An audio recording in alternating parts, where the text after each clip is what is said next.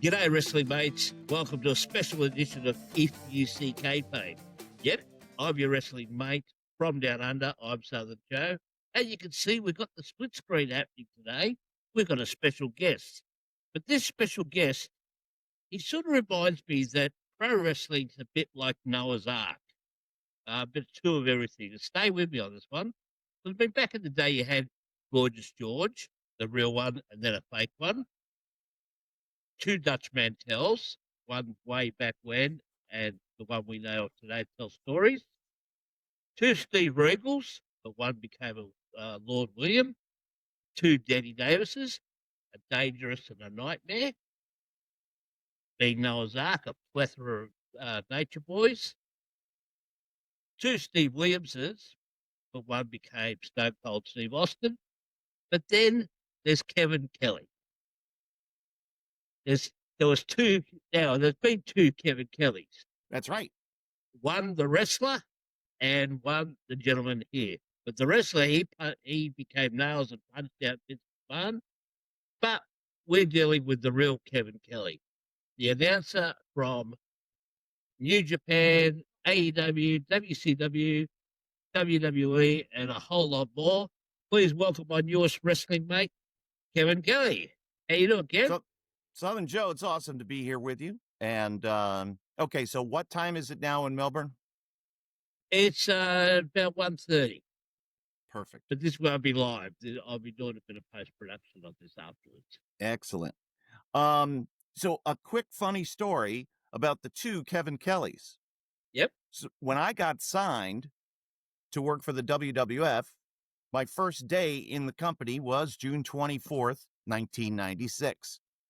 Okay. The day before, June 23rd, 1996, very famous day in WWF history, Stone Cold Steve Austin wins the King of the Ring and utters the line, Austin 3:16 says, I just whooped your ass, which many people credit as the start of the Attitude Era. Mm-hmm. So I start the very next day. Okay. And the Brown County Arena in Green Bay, Wisconsin, which is about a 90-minute or so drive from Milwaukee, where they were the night before. And since it was a short trip, a lot of the boys went out with Freebird Buddy Roberts after the pay-per-view. Buddy Roberts or Michael Hayes? Michael Hayes was in WWF, but Buddy Roberts retired from the business, lived in Milwaukee. So a bunch of the boys went out with him, and as you can imagine, they were freebirding it up all throughout Milwaukee, Wisconsin. So they show up to the building for the, 11 or 12 o'clock production meeting, and everybody's a little bit hungover and a little bit tired. I'm walking around, I'm saying hello, and I'm shaking hands. But some of the boys kind of straggle in at the last minute. I noticed Mr. Perfect kind of come in late. Michael Hayes kind of come in right as the meeting was about to start, and a couple of others. And I noticed that Perfect, seated down from me to the left, already kind of has his eyes half closed, and the meeting gets started. Now, I get introduced. Kevin Dunn says, we've got a new announcer starting today, and his name is Kevin Kelly, and everybody goes, yeah, and I hear a chair like hit the ground, and I look over, and Perfect is now wide awake and looking at me. So after the meeting, Perfect comes over to me and he goes, hey, sorry about that. Shakes my hand, we say hello, and he says, okay. I thought it was a rib, and I'm like, why? Well, the other Kevin Kelly, aka Nails, in that very building, that's where the assault on Vince McMahon went down. Ah, okay. That was where Kevin Kelly, aka Nails, leapt across the desk and wrapped his mitt around Vince's throat. Mm-hmm. After that, Vince never had talent one-on-one meetings anymore. He always had somebody with him, usually Jerry Briscoe or Pat Patterson, just in case something went down. So Perfect says to me, when I heard Kevin Kelly I thought it was a rib on Vince. And I'm like dumbfounded, like, oh, okay. Is that a good thing? I'm thinking, is that a good thing or a bad thing? I don't want to be the new guy. So that was how my WWF career got underway, with the two Kevin Kellys intersecting at a very famous venue. But did you know the other Kevin Kelly? No, I never met him. Or no? Eh, Or know of him? Oh, I knew of him, of course, and had seen him as the magnificent Kevin Kelly in AWA, Yeah. had seen Yeah, his nails, but had never met him. And I didn't even think, because Kevin Kelly's a stage name, you know, my last Yeah. name is Foot, and it just sounds Yeah. very but and I was in college on radio, and I'm always trying to think of like another last name, just because it sounded so blah. And I could never think of one, and I got a job in radio right out of college, and I was working at the station when the local promoter called, and that's how I got started in the wrestling business, and that was in 1991, and it was Kevin Foot. Bleh. Anyway, I'm on my way. That guy who hired me, Cliff Anderson, who was Casey's tag team partner, he got me an audition with Eddie Mansfield in the IWF. Oh, okay. And, as a sideline ringside reporter, asking questions. And I'm in the van with 4 or 5 other wrestlers that were going up for auditions as well. And I'd gotten to know some of the guys a little bit. And the name Kevin Kelly just popped into my head. And I said, hey, guys, what do you guys think about using Kevin Kelly as a stage name? And they were all like, yeah, I guess. That's fine. Nobody said, oh, you mean like nails? Nobody said anything about it. If they had, I might have chosen something else. But nobody But was did. that? And nobody sorry, cared. And that was how I got started. But was that pre-nails that you came up with, Kevin Kelly? Or I think it was about the same time. I seem to remember him being, because now this is like the summer of 91. And that he may have debuted then, or maybe not. Maybe he hadn't. I'm not sure. But no one said, hey, by the way, there's another Kevin Kelly in wrestling, you dope. And yeah, so that was it. And when I got introduced to Eddie Mansfield, Cliff Anderson said, this is the announcer I was telling you about. His name's Kevin Foot. And Eddie kind of looked at me like, and I said, how about Kevin Kelly? And he goes, an Irishman. I love it. And I interviewed Cliff, standing ringside with the IWF World Television Champion, Cliff Anderson. Cliff, you've got a lot of challengers beating down your door, mainly Lightning Lou Perez. What's the strategy to keep the title? Cliff does his thing. He talks for about 50 seconds. We had 1 minute, one hard minute, and he left me a few seconds to just wrap up. I said, there you are, the IWF World Television Champion, Cliff Anderson. As the hand went down to 0, and Eddie Mansfield said, you're hired. And that was that. Yeah. You know the times. I Nailed hear it. a lot. Yeah, I hear a lot of, no, unintended, but yeah, I've heard a lot about how you got to get your timing, especially back in those territory days. And what was Eddie Mansfield like to work for? He, well, of course, he has a very colorful reputation and is well known for quote unquote exposing the business and going on 2020 and 1984 and talking about how wrestling was all predetermined, et cetera, et cetera. But now this was his return to the business, but not as a performer, but as the producer.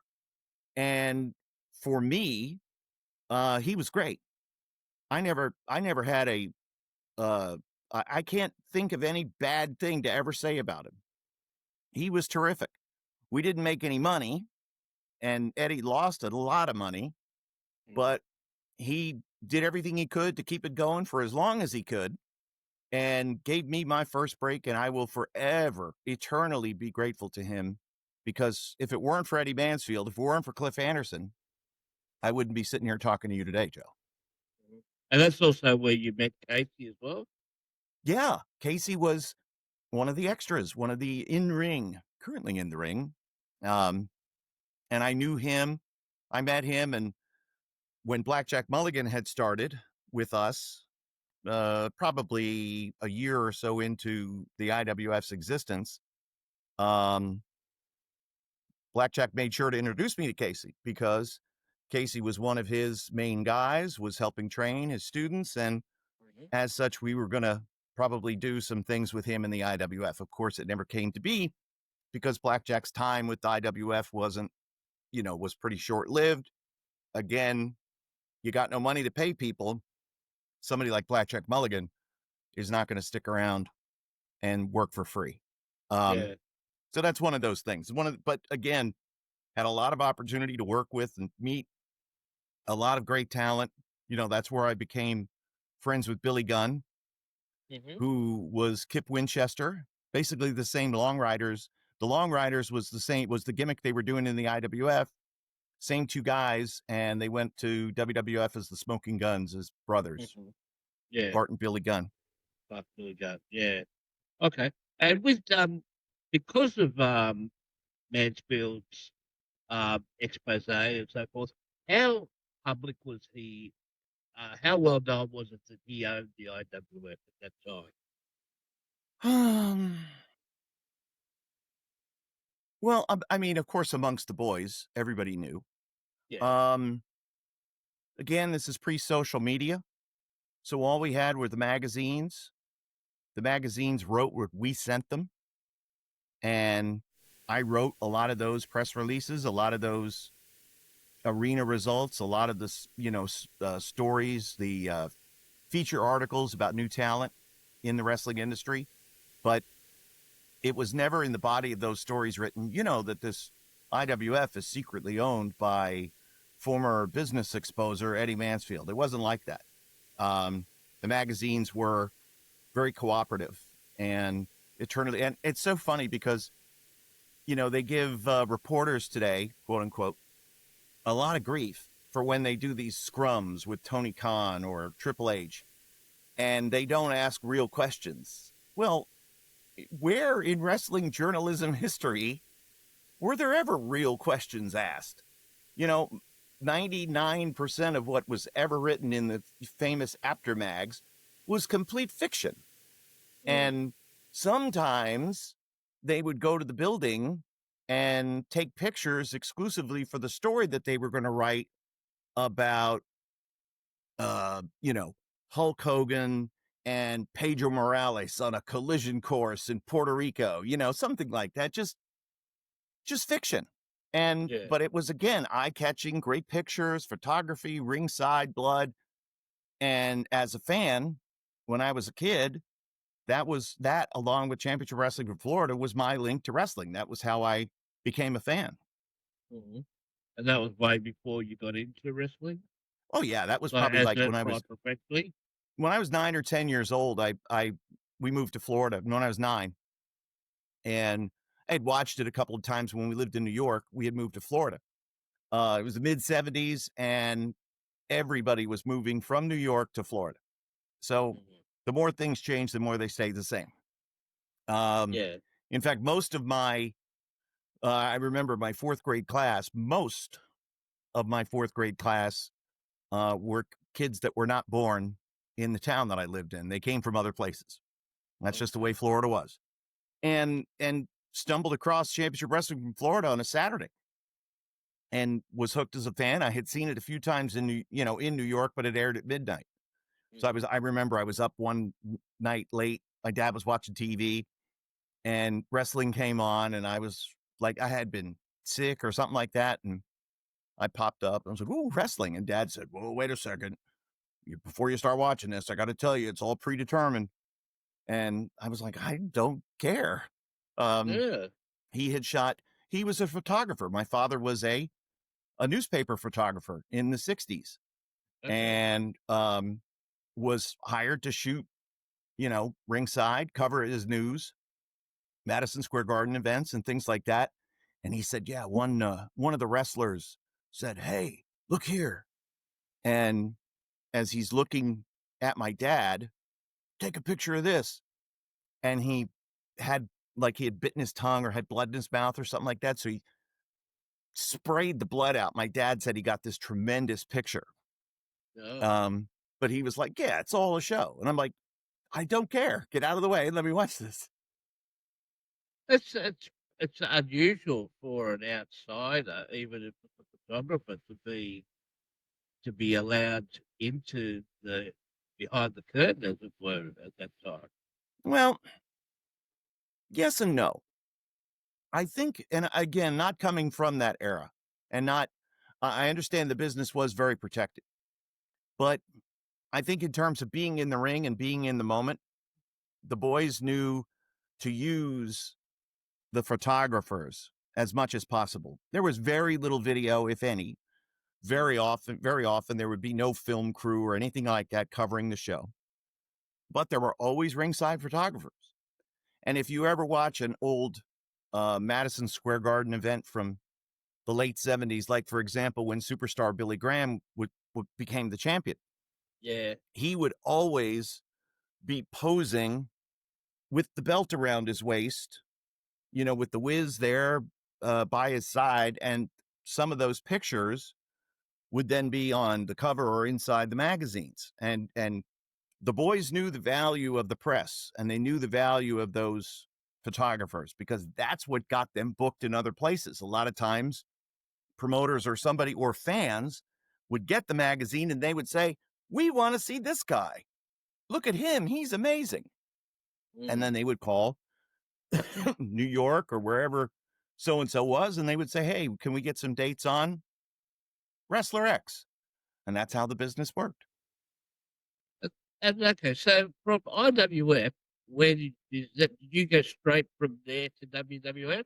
A little delay in the middle, was just doing independence for a while, and was even toying with the idea of not doing wrestling anymore, because it didn't seem like I was going to get another opportunity. I was like, hey, if this is all I do, I got to do it. It was amazing. It was so much fun.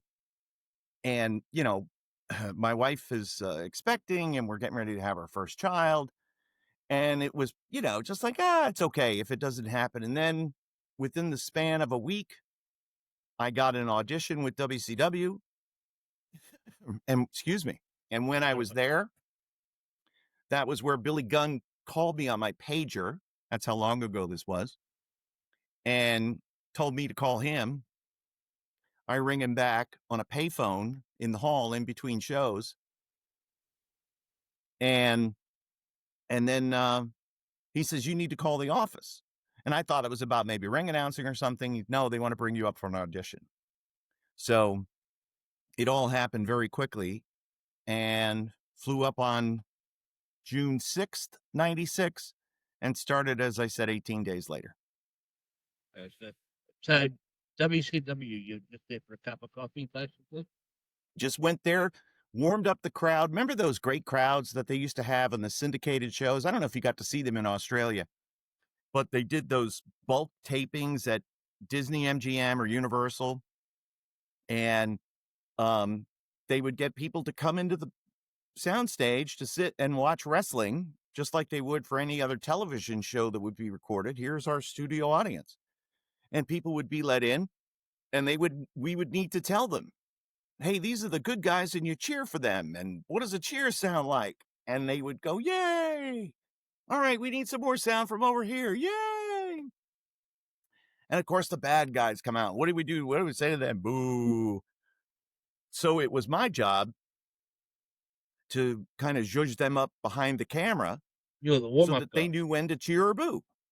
Yeah, you're the warm-up guy. I was the warm-up guy. I was the crowd instigator. I was very proud. I got a "Disco sucks" chant when Disco Inferno came out. I was very proud of myself. We've got a couple of guys here in Australia that are really well known, that all they do is warm up stuff for various shows and so forth. I think they basically sort of just subcontract themselves out, and that's all they do is warm up stuff, and they're really well known for it. Right. And it's a lot of fun. It's a great way to kind of set the tone, because a lot of times, hey, listen, with the studio audience, you never knew what you were going to get. Tourists from all over the world who just want to get out of the blazing Florida sun for an hour and sit in the air conditioning and be part of a TV taping. They don't know what it is. Or maybe they do know that it's wrestling, or maybe they do know that it's WCW and they're excited. But the majority of the fans didn't know. And it's the same today. You hope to get people that are coming for the event, for the night out, and they don't know who the wrestlers are. They have no idea. And what are we supposed to do at a live event? Well, you're supposed to cheer and you're supposed to boo. Oh, this is fun. You're like an active participant in a live event. So yeah, and again, everything is old. Everything that's old is new again. We always say that all the time, especially about pro wrestling. And for those guys in your region of the world to be doing that is fantastic. Well, we've got a burgeoning sort of. We've got a few guys now that are making it in AEW, WWE. Like, of course, Rhea Ripley, Grayson Waller, who used to be Maddie Wahlberg, the Loose Ledge, Adam Brooks does a couple of jobs over at AEW. Mm-hmm. Robbie Eagles did a bit of collision work. Oh, Robbie Eagles is he's a mainstay in New Japan, has been for a number of years, former junior heavyweight champion. Yeah. He's great. My mate Gino Gambino, my broadcast partner, Mr. Juicy. He would put the tights away and decide it was, he put the suit on and looked very handsome as my color commentator in New Japan. Now, New Japan, you were actually the first English-speaking commentator on New Japan, weren't you? It was, yeah, and again, it was the idea of Kidani when he as the president of the owner of New Japan. He also owned Bushiroad, which is a trading card company. They make a bunch of trading card games, and he saw himself as a Vince McMahon, and he wanted to compete with Vince. So he immediately announced the formation of New Japan World, and it was famous for, at the same time, while the WWE Network in the U.S. was $9.99, that New Japan World was going to be priced basically the same at 999 yen. So it was a little winky wink at Vince and the WWE. And then, okay, so what are they going to have for content? Well, they've got a ton of archive footage. We know that because it was a partnership. The New Japan is co-owned by TVSI. And that television network, which used to be NTV before it was the name changed, they've been a partner since Inoki started it. And so therefore, they have archival footage of everything. And it's part of the reason why New Japan will never be sold, because, well, I could buy the name and I could buy some trademarks, but would I ever own the archive? Would I ever own the TV history? No, they won't sell. And okay. So then they were like, so there was a producer who had worked with TVSI for years, and he was put in charge of New Japan World, a man by the name of Yuji Kitano. And he had the idea of having English commentary as well as Japanese commentary. And so we set that all up through Rocky Romero. And at first it was me and Matt Stryker, but then it became me and Steve Corino, since we were already the team in New Japan, and rather in Ring of Honor. So, and Steve had a tremendous history with Japanese wrestling and knew everything about it. So he was perfect. And then he left to go to NXT. And then I got Don Callis. And of course, Don, really made a name for himself on commentary and launched Kenny Omega up into the stratosphere, got Chris Jericho to come in. It was a huge deal. And then he took a job with TNA. And then I got Gino. And, along the way, we developed Chris Charlton, who started as just a translator for us. When the Japanese wrestler would speak on the microphone, Chris, what are they saying? And Chris would say what they were saying in real time. He's a tremendous translator. Wow. And then we started to utilize him. Chris, give us your thoughts on this match. And he would chime in. And, I was like, this guy knows everything. Let's utilize him. And over time, he and I developed some great chemistry. And he's a terrific color commentator, terrific analyst, knows everything about everything, great historian. And so, yeah, it was a tremendous 8-year run that I had with New Japan. And we took English commentary from zero to it being equal to or greater than the Japanese broadcasts many times. And depending on what was going on in Japan, it would sometimes be a publicized event. Let's say, of course, Tanahashi's last match coming up at the Dome on January 4th, that's going to be carried live on television. But sometimes they would make a big deal of it and, carry the Japanese world feed on some other cable channels or some other, main channels. But by and large, the English-speaking audience was as large or larger than the Japanese. So we took great pride in that. Oh, good. And how often would you actually be live at the venue in New Japan, or was it all done remotely? No, it was all done. Well, at first, we did just the one event in 2016. Then we did 4 events in 2017. And it was in 2018 that Yuji Kitano said, "We would like to have you more often, Kevin. Would you be able to do that?" And I said, "Well, I got to talk to Ring of Honor." But, for just about every tour, I would be there for something. And then we came up with the plan to record the other shows. Because if they're doing it in Japanese live, then they could send me the file. I could record right here at my house, the exact same setting I'm working on now. And I could put English commentary on, in a or post-recorded sense. And then it would be available for viewing later on. So English commentary to follow, we used to always say. And that, of course, led to me parting ways with Ring of Honor because they didn't want to give up, me being there for television or whatever. And I was like, well, I want to do this. And so that's what I went to do. And then, so that's now 2018 and I'm pretty much back and forth. And there 2018, 2019, I'm going back like every 2 weeks. I pretty much did every tour. Okay.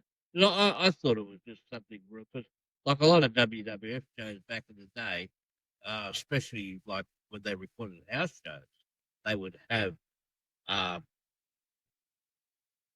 you could tell that it was in a studio, just dubbed Right. over what happened. And I think you talked about the WCW, what we got in Australia. We got a syndicated version of, it wasn't Nitro. No, it might have been Nitro, because whenever there'd be uh, a shot that it got Bobby Heenan on commentary and whoever he was with, they'd always refer to them as the internet crew. Oh, They'd say, "Oh, there's the internet announcers. Got a shot of them." interesting. Because we used to get because in the from WrestleMania 1 through to the early 90s, we used to get WWF Superstars of Wrestling. We never got challenged. We got challenged as like an international broadcast, which was a mixture of matches from Challenge, a couple of interviews, and a couple of house show matches that were Right. edited highlights. We didn't actually start getting, it wasn't until the Attitude Era that we didn't start getting full on Nitros and Raw, because by then we had ATV. We didn't have ATV come to Australia from 95. Right. Yeah, so it was interesting in that regard. Now, one thing that's interesting about your time in WWF, it's sort of a sad sort of thing, is that from what I can see, you were the last person to actually interview Owen Hart. Right.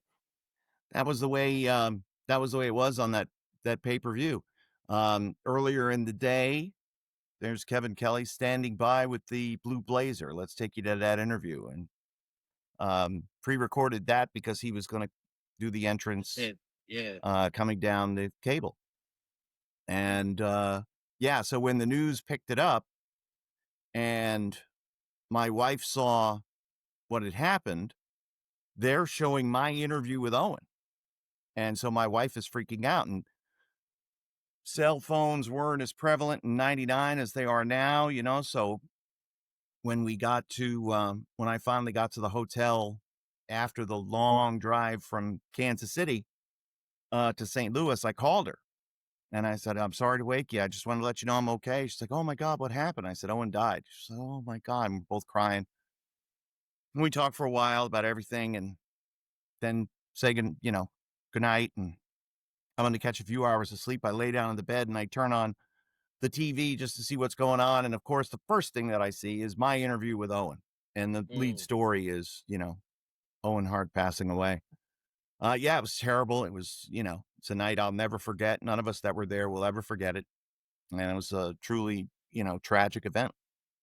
Just one thing I always wondered about that, because I know the story about how Jim Ross was fed the information and said, now we're back live in 10 seconds. The people at the venue,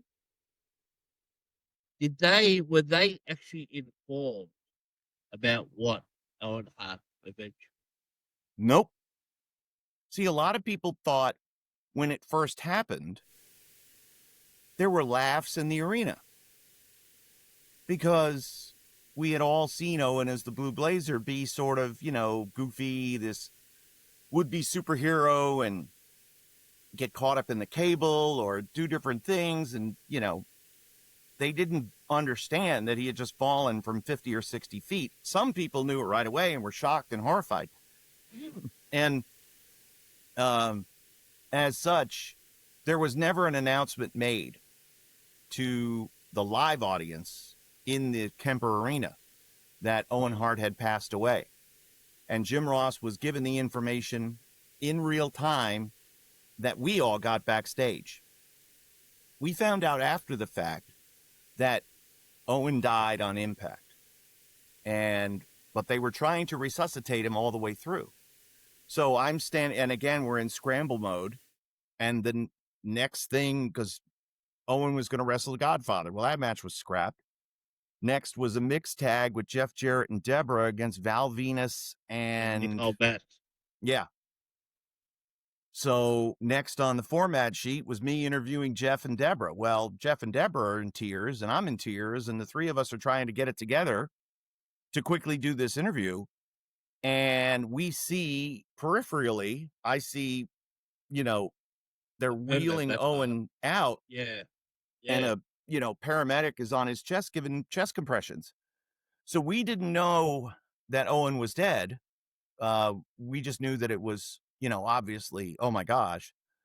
And when we were told at the building that Owen was dead, they fed that to Jim Ross and he told everybody on the pay-per-view. But I always thought that he died on the way to hospital. Mm-mm. Oh. He died on impact because they said he had a and not to be, too descriptive, but he had a compound fracture of his arm from where he landed. Oh, right. And there's no blood came out because his heart had stopped. Yeah. Oh. So that at least gave us a little peace in a weird way.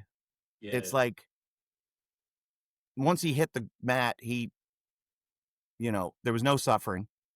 And in the miracle of all miracles, Owen had the ability to yell at referee Jim Corderas, who was standing right where Owen would land. And he yelled at Jimmy to move, and Jimmy moved, and Owen hit the mat. Yeah. I actually told my wife about, when I was talking about this interview I'm doing with you, I talked to her about that because there are bits and pieces that I could remember about the faulty buckle. And I said, well, I'm not going to go 100% into that because it's, it was wrong with that regard. I said I'd probably have to look at Dark Side again with that episode. Now,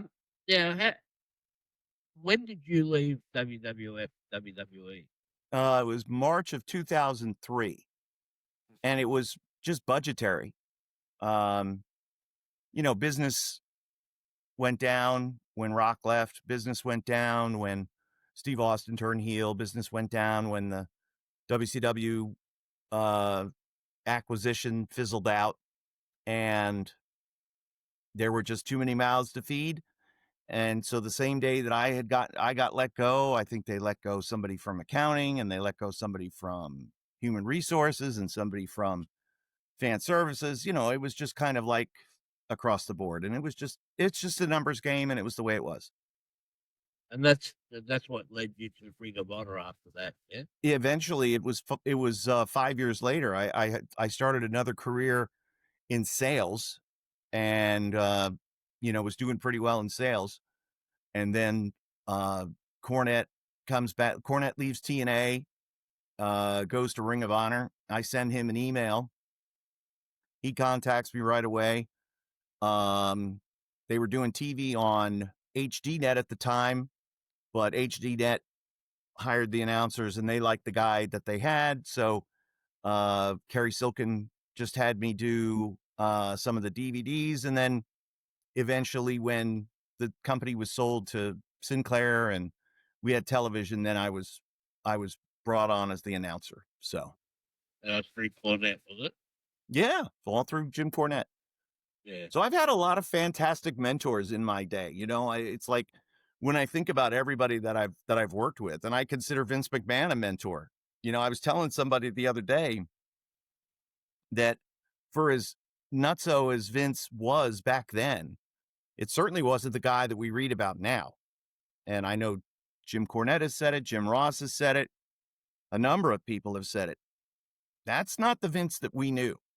Now, not discrediting what he's being accused of at all, but it must have been, we've heard from, obviously if those stories are all true, he had a dramatic change, and something must have, changed upstairs for him to act so dramatically different. It was almost like, he was the straight-laced one all the time. You know what I mean? Like, he never deviated from business. He was just, what's the next segment, pal? You know, it was always writing TV. It was always working on WWF business. And somewhere along the way that changed. But yeah, so as nutso as he was and as unpredictable as he was, I've had bosses worse than Vince McMahon. And when I say that to people, they're like, oh my God. I'm like, yeah, you knew where you stood with Vince. He would give it to you straight. And he always had little lessons for you. Like a lesson that he gave me was, and it was about China. China had gotten the breast implants and all this and that. And there was a mixed feeling about that. You know, it was like at first, it was like, ooh, I'm not so sure. And Vince said to me, sometimes, Kevin, you have to protect the talent from themselves. Mm-hmm. And I've always maintained that lesson. If it sounds like a good idea, it may not be. And certainly it didn't affect Joni's career in WWF. She went on to great heights. And of course, then it was, everything with the falling out with her and Triple H led to her moving on. But at the time, it was like shocking. Like, here is this, cyborg like athlete billed as the eighth wonder of the world. And now she's very much like a woman and with huge boobs. So it was a little shaking for all of us. But obviously she had the right to do whatever she wanted to do. But the advice portion of it, I'm not so sure you might want to do that. You have to protect the talent from themselves. And it's an interesting way to think. And not everything was always cut and dried with Vince. And sometimes he would change his mind. And he would tell you something one day, and then 2 weeks later, you would, well, here's the thing. What? What are you talking about? And you couldn't say, well, you told me to do it, Vince. It was just, I'm sorry, just the way it goes. Did you, sorry, I was just going to say, did you find Tony Khan to be a bit like that latter part where you one day to the next different? No, he never knew what he was talking about. Okay. He just wanted to see matches. He just wants to see matches. Yeah, because I really want to see AEW thrive, but I still do want to see that. But the biggest promise they seem to have broken is saying, oh, we get the sports base. Then they're doing silly skips along the lines of WWE from a few years ago, or even worse, and they're doing spots for the sake of spots. Right. And I know you were there for a time, and I don't know how much you're allowed to speak about your time there. I mean, I could say anything I want. I just don't want to give them any publicity. I didn't enjoy my time there. I felt like obviously, as soon as Punk left, then I knew my days were numbered because I was hired because of Punk. Okay. And Punk wanted, here's the second show that Punk and Tony Khan were able to get. Mostly Punk, because the head of Warner Brothers or Discovery or whoever it was said, we know that he can deliver. And so the deal was made, second show, and he's like, those guys can stay on Wednesdays on Dynamite. And he handpicked everybody that he wanted on his show on Saturday. Mm-hmm. And so there you go. I got the gig. But then when Punk left, it was all like, it was downhill fast. That's got to be. I mean, if you put the a lie detector on Tony Khan, losing Punk has to be the biggest own goal that ever had. Because I mean, you talk about a show like Rampage that barely got plurals as far as numbers go. Right. And their first few shows with Punk on there, they've got 1 million plus viewers on terrestrial TV, which is a dying format worldwide. On Saturday nights in the States, which is, nobody watches television on Saturday nights in the States. Yeah. Yeah, I mean, there was a recent picture, I'm sure you saw it, with the 4 champions now in the WWE who had previously been champions in AEW. Cody Rhodes, CM Punk, Jade Cargill, and who was the 4th? Oh, Ricky Starks. Ricky Starks in NXT. Ricky Saints, mate. Thanks. Ricky Saints. Your mate. I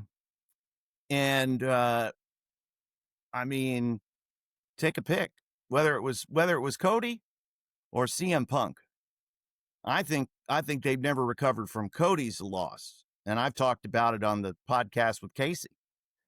Because of everything that Cody Rhodes was doing in the customer service avenue. And he was the face of the company. He was the one that was being interviewed. And when he left, the new face of the company became Tony Khan. And Tony Khan is not Vince. Tony Khan is not Triple H. He's Tony Khan is a nerdy looking comic book reading wrestling fan guy. And people go, okay, yeah, cool. But it's like, he's not well spoken. He's just, Everyone says he's everyone says he's a nice guy, but just doesn't know what he's doing out of his depth.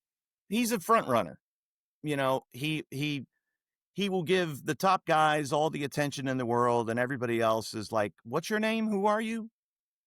And, there would be things where I would say, why don't we do this on commentary? Why don't we do this? And he's like, no, I don't want to do it that way and I'm like, yeah, but if we do it your way, this will happen. I'd be like, it's fine. It's your show. Do whatever you want. And then he'd be like, it's okay. It's okay. You can do it that way. I said, Tony, it's fine. We'll do it your way. Well, I've got a theory about how to make storylines better. Here in Australia, we've got a thing called the pub test. I talked about this on my show previously. And the pub test is basically, and politicians in Australia talk about this a lot too, trying to be relatable to the common man. And that's what the pub test is. Basically, if it makes sense to absolutely everyone, then it passes the pub test. You guys might call it like a sniff test. Sure. Sort of similar to that. So the pub test, if you come up with a storyline, it should be able to pass that pub test. So not even Bischoff or Cornette or Russo or anyone like that shouldn't be able to pick it apart, because you listen to the drive-through and the experience, and most of the storylines they're coming up with, they pick apart. But they say, Right. well, And why is this guy here? going back to Vince, if you pitched a storyline idea, he would do that pub test with you. He would try to pick it apart. Well, what if this happens? And what about that? And what about this or that? And so if you pitch something, you had better have the answers, because the answer of being, well, it would just be a good match, or nobody's ever thought of it before, was never a good answer. And the answer to, well, nobody's ever thought of it before, the answer to that is, well, yeah, it should stay that way. And so have you? Yeah. And again, Vince Russo has his critics, and certainly Cornette is very, very vocal and always has been about it. And I think Vince Russo was very instrumental in helping Vince, but he was feeding him good information, right? And Russo was not the final say. It was Vince. So I don't know what was pitched or what wasn't pitched, but I know that sometimes it happened like at least once that I can remember, where he sat down and looked at the run sheets and started to flip through, and he's talking to Vince quietly at the dais as we're getting ready to start the production meeting. And he would just close the book and said, all right, we'll get back to you with another show in a little while. And we would all be like, oh, okay. And everybody gets up and leaves. And then I guess they would rewrite whatever it was that Russo had put on paper. And it could have been something that Vince had approved prior, but then had a change of heart. I don't know. But yeah. And out of that, we produced some pretty damn good television. Some of it was crap and some of it doesn't hold up over time, but some of it was really good. And, at the end of the day, it was Vince McMahon's show. Now, Tony Khan just has a slew of yes men around him, and he doesn't really seem to take advice from people who know. And there you go. We never had production meetings because apparently when they had a production meeting, somebody leaked something once. And so therefore he wouldn't tell us until, what was going to happen until like an hour or two before the show. How can we do notes? How can we prepare? Then it was like, okay, he'll at least give us the matches. But where are we going? What are we doing? That would be, up for debate. You got to run in that big man. Yeah. All right. I can hear it. I can hear the Settle little. down. Well, I have 3 dogs and they're all here with me. I have 2 Cavalier King Charles Spaniels, and I have a big chocolate lab. Chocolate lab is nice and quiet. She's laying on the floor. And the 2 cavies are here with me, and one of them is not too thrilled that I'm down here. We just got one cat. Not sure where he's at the moment. I got Clyde. a cat. I have a cat somewhere too. Yeah, I've had previously on my show here Clyde watch, because sometimes when I have, oh, look at that. This is not the one that was making noise. This is Oliver. No. Oliver, hello, Oliver. Hello. What a Joe good- says hello. There you go. So, you had the split with AEW. Have you settled all the legal stuff with? No, it's still AEW? going on. It'll go on forever. Nothing, nothing takes longer than the American legal system. So yeah, it'll eventually go to arbitration. That's what we were debating. We were saying this isn't an arbitrationable act that we're saying. And so far the courts haven't ruled in our favor, and eventually it's going to get to arbitration, and then that'll be it. And we'll see what the arbitrator says, and then we'll move on with our lives. But it may be another year before it gets to that point. And with Ian Riccaboni, did you ever make up with him or? No. A few months ago, I just sent him a text. I just said, I forgive you. And, I've taken that off my heart, as terms of, whatever, moved on. He never responded. That's totally fine. I didn't send that text to him expecting or wanting him to text me back. If he would have, it would have been fine. If we would have been able to make amends, that would have been fine. But he chose not to, and that's it.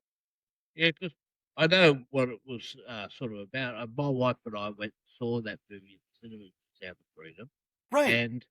and I didn't see it as a left or right wing thing like everything seems to be in America. I sometimes feel sad for for some folks in America because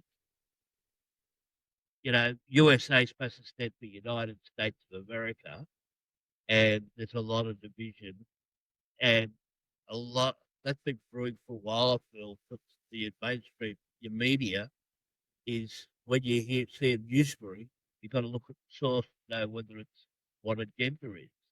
Right. And Well, we are under, there's a civil war in America right now. And it's much different than the one that the history books write about, in the 1860s that was based around North versus South and states' rights and slavery and things like that.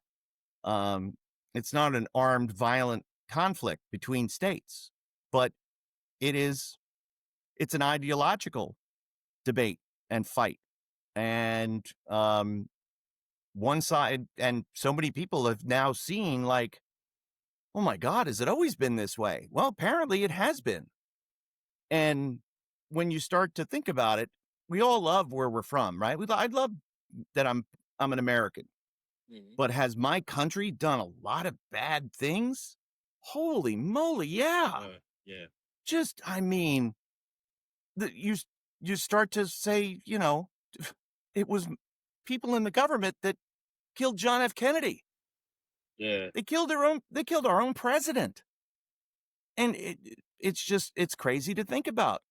And there are bad people in the world, Joe. We know that. Bad people do bad things. And when you do bad things to children, all bets are off.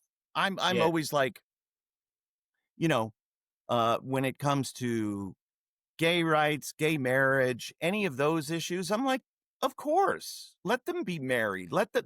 People love who they love. It's not for me to judge. You want to be married, be married. You want to do it, just live your life and be happy. Couldn't care less about that. But when you mess with children, oh, you go to the chair right away. That's it. yeah, We'll line you up, yeah. take you out back and shoot you. I have zero tolerance for that.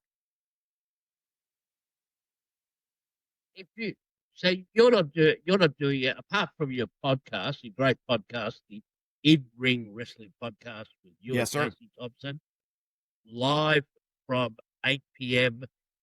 USA Eastern every Sunday night, and then you do a bit of touch ups and you rebroadcast it, and you do shorts from it as well, Oh, which yeah. are very good. Now, are you doing anything else in broadcasting at the moment?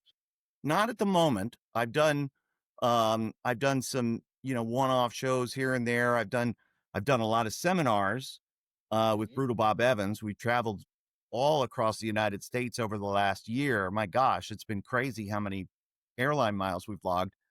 And we go and we teach and we help and we critique, and we show them that a lot of people are on the right track. They just don't know they don't know that they're going in the right direction. We just have to reinforce that they are. And if they're not going in the right direction, we can pretty much quickly get them over to where they are, doing the right thing. And they get it. And they improve immediately.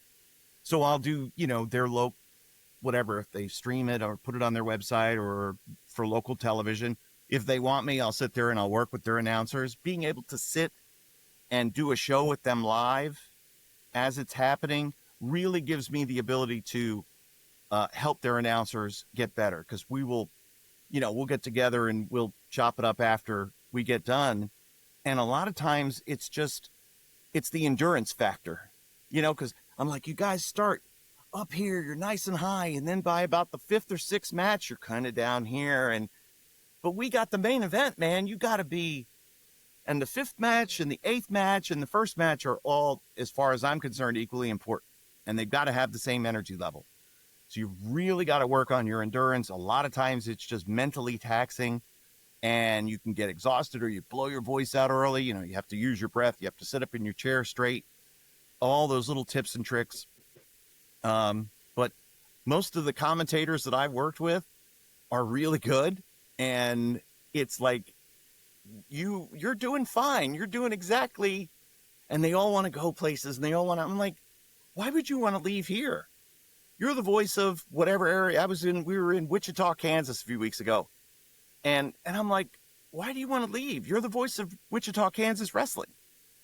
And, when they see this, they're going to know that it's you. So why would you want to leave? And that this product was pretty polished and looked good and had good talent and the lighting was great. I'm like, you've got a lot of advantages. If you want to travel, yeah, get in your car and drive, but be the voice of this. You don't have to stray from home just to go announce other places and get more reps. It's not that. There's plenty to do. You just need to get better at this. And then, try my hand at promoting. And again, we're going to get back to it. I ran my first show on August the 9th. It was a great show. It was amazing. Just didn't have enough people turn out. And so we're working on more of a fundraising model because I'm kind of here by myself. And if I have a whole team of people, if I have a school, if I have a sports team or a marching band that's looking for a fundraiser, now I have all of them helping to sell tickets. And we'll take a small cut. We put the show on, they keep all the concessions, and there you go. And they make money. Like a cookie drive. Yeah, that's it. It's better than, we have the sandwich sale and we have the cookie sale and the candy. And it's also like, oh yeah, here I come around again with the same tins of cookies that I was selling last year and everybody will buy it. Yeah, we know. Okay. And you just do it out of obligation, but it's like, wrestling? Really? Wow. I haven't seen live wrestling. And this is what we heard from everybody that was there. We haven't seen live wrestling ever, or I haven't seen live wrestling since I was a kid, or it's been 20 years since they've had wrestling here in Carlisle. So people were psyched, and the product that we gave them was so good. I mean, it was so airtight, and it's with wrestlers that nobody ever heard of. But again, we knew that it didn't matter who we brought. If we would have brought local indie guys in from Pennsylvania, it wouldn't have mattered because none of those people would have known them either. And, they would be like, oh, okay, yeah, this guy's from Pennsylvania. So we picked the best guys that we could find. And Brutal Bob was my matchmaker for all that. And we had guys from upstate New York. We had guys from Quebec up in Canada. We had guys from Ohio, and we had guys from New England. We had them from everywhere, except for Pennsylvania. We had no Pennsylvania wrestlers on the show. That's just the way it works out.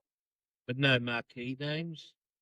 No, because they're expensive. And we didn't have financial backing. So we wanted to get the first show under our belt just for proof of concept. And the concept works, but yeah, I lost money on that and I'm still digging out of that hole. So we're going to, put a pin in the pro wrestling, as it's called, Time Honored Excellence. We're going to put a pin in that for a little while. And once we can line up some fundraisers and, I can get on a financial ground where if I needed to take care of some upfront costs, because it's expensive to run a show. To rent the building was $2,000. To secure the ring rental, the PA license, the licensed promoter, the ring rental, and the doctor, that was another $1,000. Then to rent chairs, it was $800. So I'm, $4,000 in before selling one ticket. And it's like, man, that's a lot of money. Well, yeah. And then you got to pay the boys. Yeah. I've sort of seen that sort of thing happen here in Melbourne because I go to a local promotion called Apter Pro Wrestling. And Casey's actually talked to Mike Manson, the owner of it, who's a three-quarter semi-retired wrestler himself, wrestling in Australia. And he actually, Mike Manson brought out Mike Quackenbush seminars that day. And that did go quite well as he hoped. Wasn't Six fellas when it's got pretty good. But yeah, but he's got other things, hopefully in the pipeline. And yeah, he had a bit of a talk to Casey just for pick brain about a few things. Yeah, see, Yeah, Casey has, again, a wealth of experience in a whole lot of different areas. You know, from being a teenage strongman, and then getting into wrestling, and getting so good at his job that every wrestler wanted to wrestle him, whether it was WWF or WCW, and all the changes in management there throughout the years, and he stayed until the bitter end.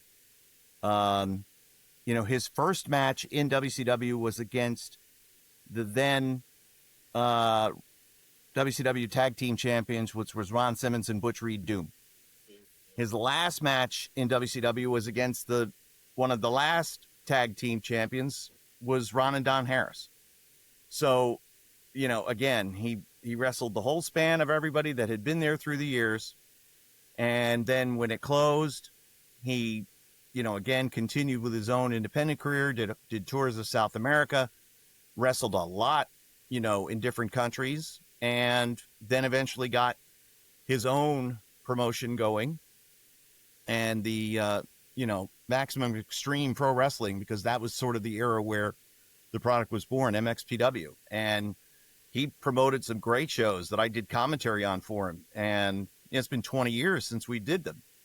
But, you know, in the meantime, then he took a step back from the business and raised his kids, and has spent, you know, significant amount of time traveling all across America and the world with his son, who was a really highly ranked amateur wrestler, you know, and probably would have been an Olympian, but he had a neck issue that, you know, he had to cut his career short. Now he's a policeman.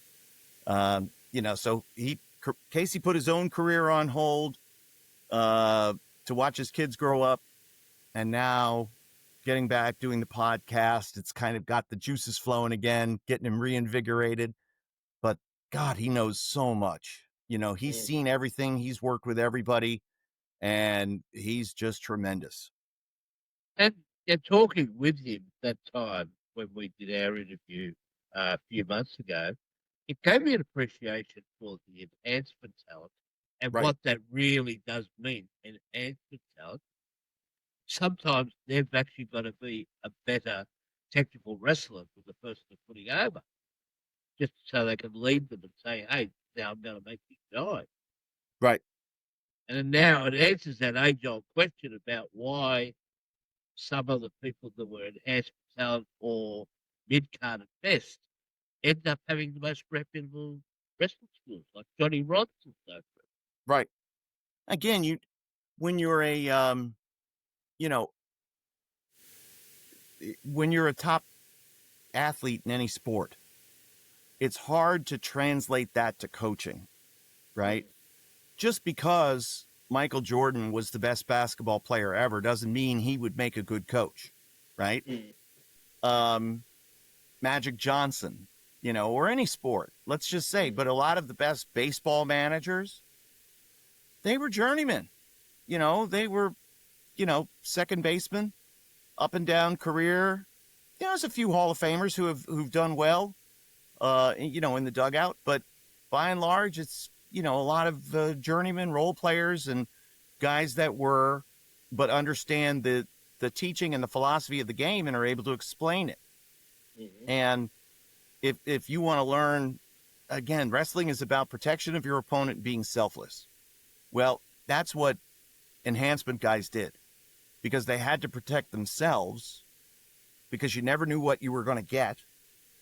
They had to protect who they were wrestling, because a lot of times if they were super green, then it was the enhancement guy's job to protect the money. We don't want this guy getting hurt. And at the same time, put yourself in positions to where you can make that green guy or whatever look like a star, and they don't even realize it. A great example of this, of course, is, I see this with Brutal Bob Evans all the time. I've seen it with Casey before. They'll do a lot of times at a fundraiser, they'll wrestle the mayor or the fire chief or the school principal. And they make this guy who's never wrestled before, they make it look like he's been wrestling for 10 years. And it's like, it's not because of you, it's because of your opponent. You see, we make each other look good. That's why, I always brought that philosophy to the, commentary. It's like everybody had something to offer. And if you're getting squashed on TV, I'm immediately talking about how good I know that this wrestler is. Because I know what's coming up. As soon as the bell rings, they're going to get slaughtered. And that's how good this guy is, because he just dismantled this reputable wrestler in less than 2 minutes, folks. Yeah. This is a real deal here. So you got to And that put was- everybody over. Yeah. And that was especially in those growing days of the WWF. They were taking people like Scott Casey and Tim Horner and making them enhancement guys, where they've just come from NWA or a Texas the Scott Casey, where they were on top of those places. They're obviously paid more to count the lights for a star. Yeah, and you you're going to get consistent work, and you're not going to, you're booked to put the other guys over. On the off chance that Vince might see something, might have the spark of an idea, you never know. And Brawler. Yeah, Brooklyn Brawler. How many incarnations did he have throughout the years? And a lot of times it's just showing up and being there is all it takes. Antonio Thomas, they were the Heart Throbs, I think, or the Heartbreakers, whatever they were called. And Vince was there and saw Antonio Thomas as good as he looked and was like, this is the type of guy that we need to have on TV. What are we doing? And who is this guy? Well, he's a local. He's an enhancement guy. Well, let me talk to him. And, talked about weight training and this and that. And Tom got hired right then and there. So you never know what's going to happen. And for all the times that guys like Casey and Bob Cook and Barry Horowitz and they're always talking about, we got an idea brewing, we got something cooking, we'll let you know. And sometimes those ideas came and sometimes they went, but they were always certainly well respected because again, we need guys like that. We need carpenters that can build a house. So if you, in a perfect world, where would you like to go back to announcing if everything was in a perfect world? Well, I'm in kind of a perfect world now, Joe. I've pretty much done everything that I would want to do. And if I did go back to do something, I would want to go once. Like I would love to go back to New Japan one more time and do another show. I would love to go back to WWE and, be the backstage interviewer who all of a sudden would step into frame with the microphone and people would get it right away. And, where did you come from sort of thing. That would be fun. That would be a hoot. But yeah. And then I want to work for TNA once, just so that I could say I worked for them, because I never worked for TNA before. Yeah. Even under the current thing? Oh, yeah. I love what they're doing. I think they're great. And, their show's exciting and different and wild and unpredictable. And most of the modern wrestling is not for me. Of course, if I had my choice, time machine, let me go back to the mid-'70s. Let me go to a couple of different territories and let me call matches there. That would have been, are you kidding me? Go down south and do, how about Crockett in 86? Being able to call some of those matches. Tony Schiavone used to do, they would have him there and he'd be calling house show matches, but it was just more for like, we were going to cut it up and use it for TV, probably. So he would say something and then would just be laid out for a long time. And I always liked that style because wrestling announcers don't need to talk every second. I did a lot of that in New Japan. where, the crowd is filling in the sound. So as soon as I hit the punctuation mark, I lay out. And you hear the crowd and you feel the energy and they start to build the comeback. And then I throw in another punctuation mark, and here they come, and here they come. And now the comeback is on, and now I'm going wild and crazy. But if it has if it's an undercard match, it doesn't require that level of intensity. I'm telling a story, but it's more like, baseball on the radio, where it has, ground ball to short, throw on to first in time, and that's the end of the second inning. But again, if it's a double play and the game depends on it, now all of a sudden, holy moly, game-winning home, walk-off home run, you're losing your mind. And that's the great thing about wrestling, is that those moments are guaranteed. You just don't know when they're going to happen. Baseball, sometimes it's boring 2-0 game and nothing really happens and the home team wins or loses. And we'll come back and we'll get them again tomorrow, folks. But with wrestling, you're going to get those moments. That's what makes it great. And that sounds like something you might have picked up from JR.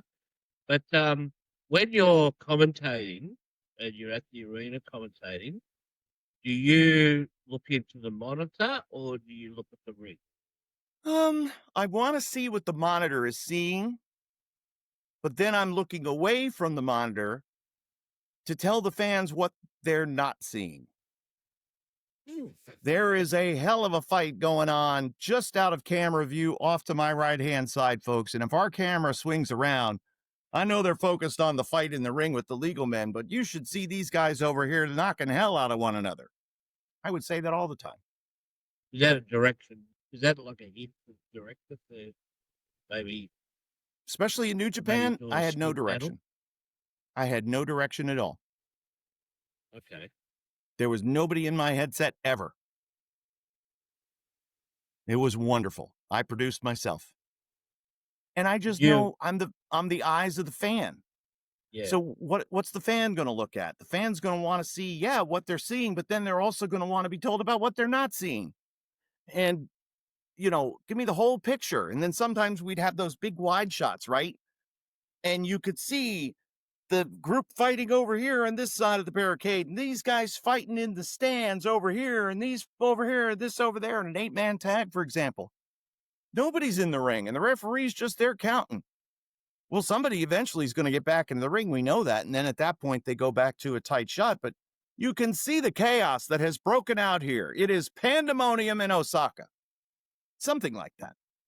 How often did you have someone producing in your ear? In Japan? Or anywhere? Never. In Japan, never. In AEW, of course, Mike Mansory, the co-executive producer, he was always giving us the counts and telling us where we were in relation to break, et cetera, et cetera. Every once in a while, Tony Khan would chime in with something. Didn't really help. In WWF, Vince always had the reputation of screaming at his announcers, a very famous story. Everybody complained. He never screamed at me once. He talked to me and gave me some things to say, would give me a line, and I'm trying to figure out, because that moment is past. So I'm trying to figure out a way to sort of backdoor to get that line in. It was a good line. I want to use it. So it'd be almost like a few seconds ago where line, but now we're here. And as we can see, so it made you think on your feet a little bit. Jim Ross, when he, had Bell's palsy and couldn't be on camera, he produced the announcers and he was fantastic. And it was always great to have that voice, because it was always helpful, or not helpful, but it was never intrusive and it didn't bother me either way. But I got used to being my own man for 8 years, and coming back and doing American television on AEW was kind of like, meh. I didn't really like it. Okay, that's fair enough. And do you still keep in contact with people like JR and Forney and so forth?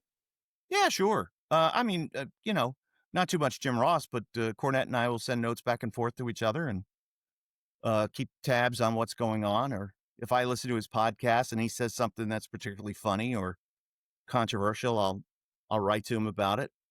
Sometimes it's like the off-brand line, like he's not even saying it for but like some throwaway line, and he just says, and it just pops me. Yeah, they're the ones I listen to. It's really funny actually at the moment because sometimes I have quiet moments. I'm a delivery driver, Mm-hmm. so radio sometimes bores me. Like hearing the same song, or hearing about the same things on the news and that. So I'd listen to podcasts, and there's Yep. actually at the moment 3 podcasts that I listen to: Drive Through, Experience, and In Ring Podcast.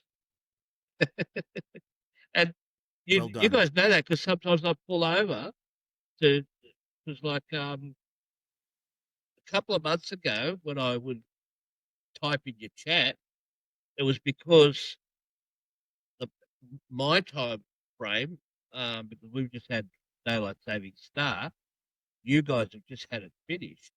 Right. So for us, your podcast now starts midday our time on a Monday Perfect. morning.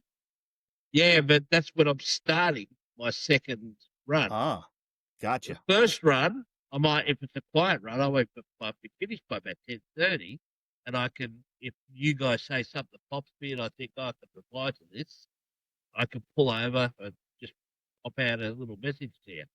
Oh yeah, we always love Southern Joe when he's chiming in. But that's and that's always the best. Like I would always try to, and I think again, it's like building an audience with anything. It's one of the ways that we were able to build such a big audience on New Japan World is because I would bring up fans all the time.